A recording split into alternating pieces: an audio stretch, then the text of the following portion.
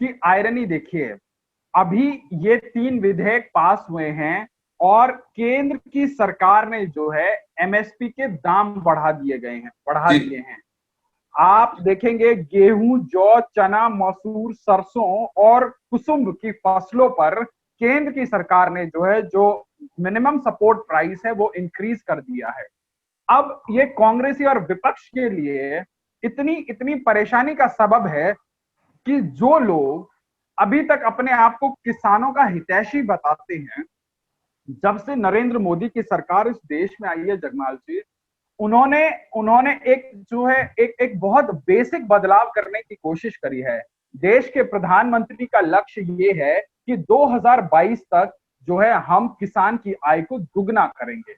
अब आज जानना जरूरी है जगपाल जी कि हम 2022 तक किसानों की आय को दुगना करें तो करें कैसे? इतना बड़ा विशाल 130 करोड़ का देश है, जिस देश को हम एक तरह से अभी कुछ वर्षों पहले तक जब हम पढ़ते थे तो हम अपने देश को कृषि प्रधान देश कहकर समझते थे। जब एक एक रोटन व्यवस्था हमें मिली है तो हम आमूल परिवर्तन कैसे इस देश की कृषि व्यवस्था के अंदर लाएंगे? तो एक छोटा सा उदाहरण मैं आपके सामने रखूंगा, जिससे जो है आपके दर्शक जो है इसको समझने का प्रयास करेंगे कि जो आज देश का किसान है कि 10 रुपए किलो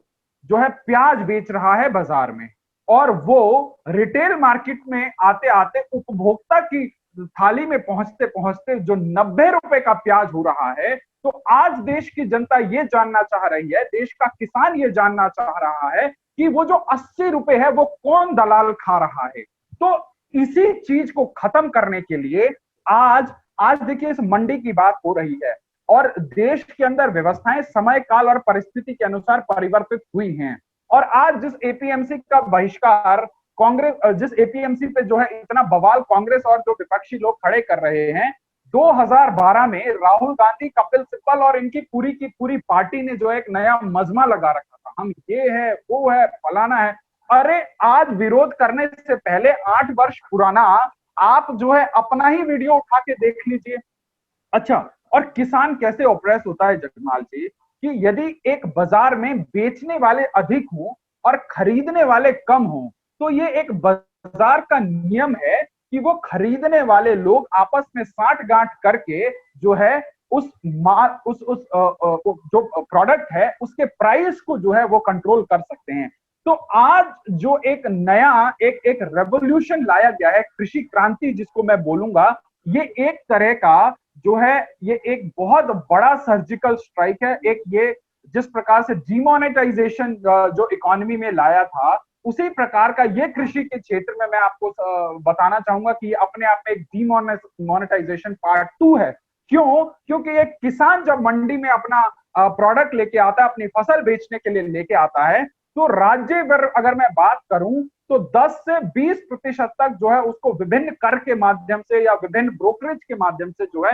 देना पड़ता है। और वहां पर जो जो मंडी के लोग जो आढ़तिये होते हैं, वहां पर उन लोगों के जो नेक्सस में जो है किसान जो है फंस जाता है। अब आज मोदी सरकार ने क्या कर दिया? आज मोदी सरकार ने उन सभी हर्डल्स को जो है दूर कर दिया। आज जो है देश के अंदर एक ऐसी स्थिति पैदा कर दी नरेंद्र मोदी की सरकार ने कि किसान जो है सिर्फ मंडियों तक जाकर अपनी फसल बेचने के लिए लिमिटेड नहीं है। आज जो है एक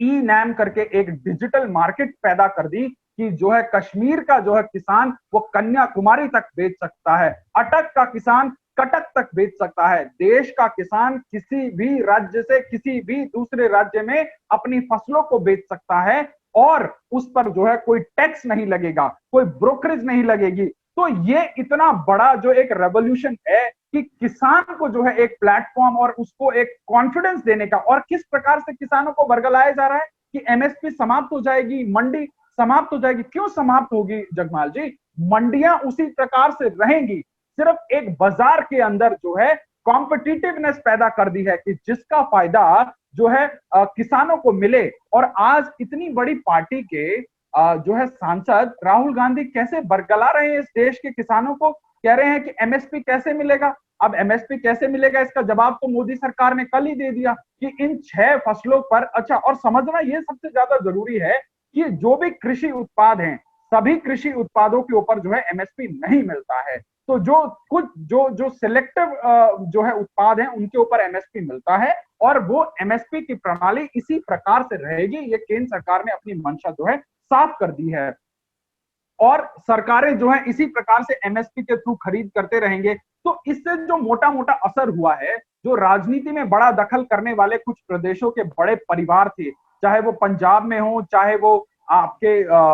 महाराष्ट्र के अंदर हो, तो वो लोग जो करोड़ों रुपए की ब्रोकरेज जो है कमाते थे, जो है उन लोगों की जो है ब्रोकरेज समाप्त हो गई है। आज देश जानना चाहता है इस कांग्रेस पार्टी से कि आपकी पार्टी में एक बहुत बड़े नेता हैं पी चिदंबरम जी, ठीक है, उनका आय से अधिक का मामला इस देश के अंदर चल रहा है। उन्होंने जो है कोर्ट में बताया है कि कई 100 करोड़ों की गोभी उन्होंने गमलों में उगा दी। अगर आपको किसानों की इतनी चिंता है तो वो टेक्निक जो है देश के किसानों के साथ साझा की जाए कि मेरे देश का किसान, जो मेरे देश का अन्नदाता है, वो भी जो है गमलों के अंदर करोड़ों की जो है गोभी उगा ले। महाराष्ट्र के अंदर जो है एक बहुत प्रभावशाली परिवार की नेता है सुप्रिया सुले, उनके ऊपर भी इसी प्रकार का कुछ केस चल रहा था, तो उन्होंने कुछ चंद एकड़ों के अंदर जो है हजारों करोड़ की फसल का जो है हलफनामा कोर्ट के अंदर दिया है। तो वो लोग भी महाराष्ट्र के जो है किसानों को जरा समझाएं कि कौन सी उन्नत प्रकार की कृषि वो लोग कर रहे हैं कि चंद एकड़ों के अंदर हजारों करोड़ की फसल।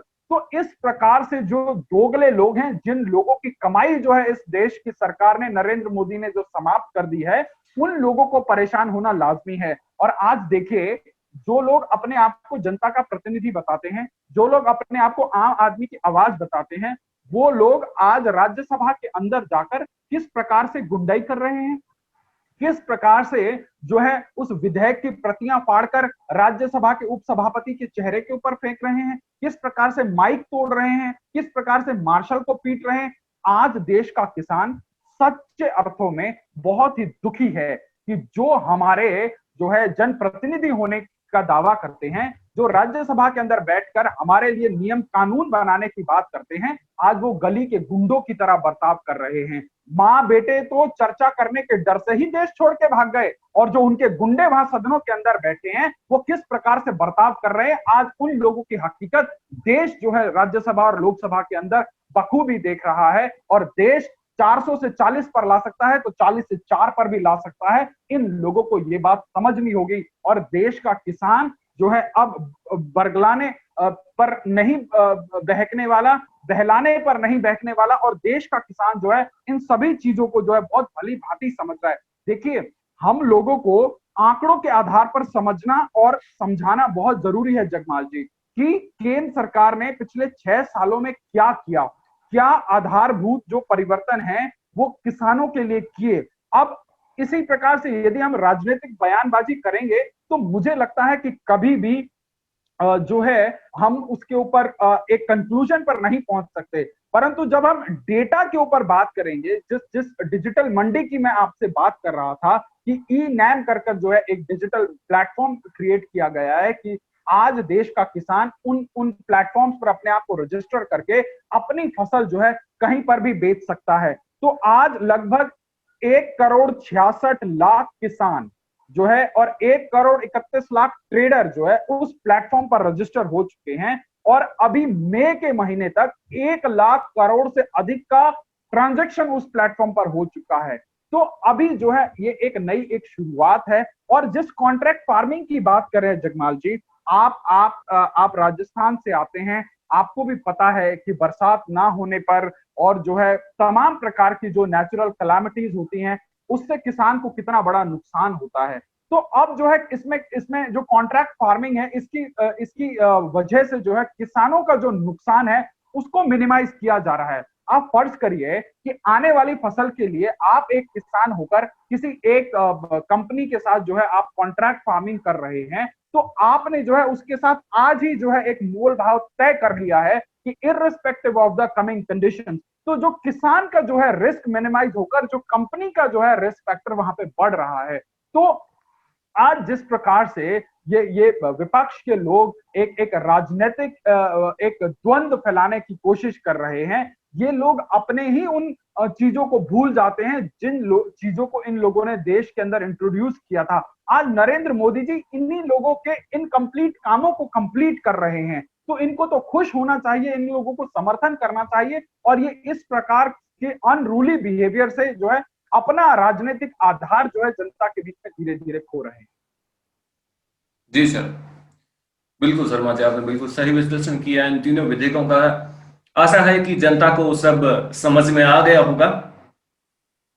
निश्चित रूप से देश की जनता समझ रही है जयपाल जी, और जो जी है जनता देश के प्रधानमंत्री के सभी डिसीजंस के साथ खड़ी है, और देश की जनता की और देश के किसानों की जो जो दुविधाएं हैं, जो इनसिक्योरिटीज हैं, वो देश के प्रधानमंत्री से लेकर देश के तमाम जो है कैबिनेट मंत्री उन लोगों के ऊपर वार्ता कर रहे हैं, बराबर जो है उन लोगों के कंफ्यूजन को दूर कर रहे हैं, और जो इमीडिएटली जो इन सभी फसलों का जो समर्थन मूल्य है उसको बढ़ाना देश की सरकार की जो किसानों के प्रति संवेदनशीलता है वो दर्शाता है।